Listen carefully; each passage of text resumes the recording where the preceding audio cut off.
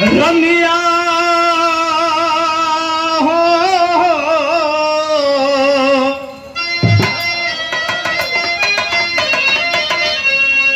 अरे हम हाई मजनू के यार, अरे हम हाई मजनू के यार, प्यार सिखलाई बुझे गोरी।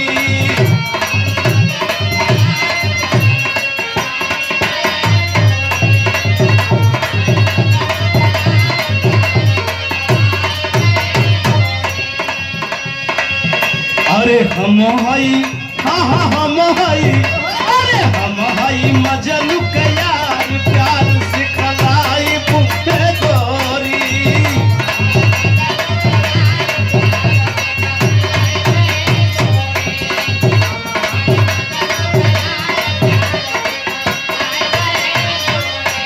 लेकिन गुरुजी ने लिखा है, गुरुजी का कोई अंत नहीं है।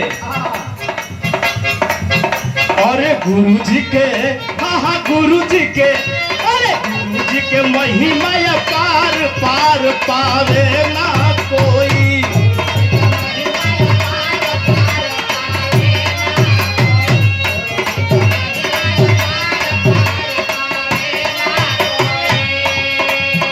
अरे पावे न कोई हो, पावे न कोई,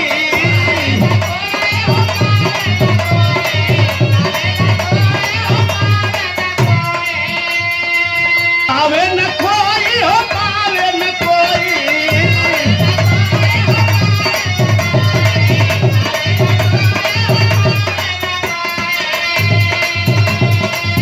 अरे गुड़ गावे, हाँ हाँ गुड़ गावे, अरे गुड़ गावे सारा संसार, पार पार होए ना कोई।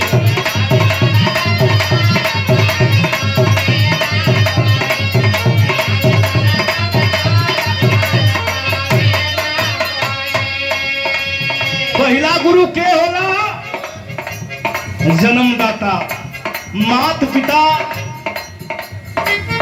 से अगर हमन का जन्म न होखे तो हमन का जन्म जल के संसार में के कहा। अरे पहला गुरु होला जग में पिता और माता,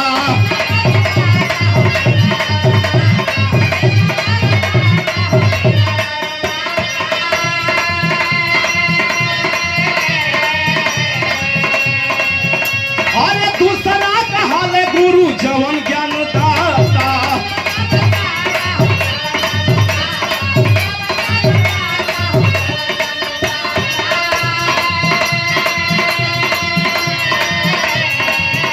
अरे सृष्टि के, हाँ हाँ सृष्टि के, अरे सृष्टि के ही है अवतार, पार पावे ना कोई।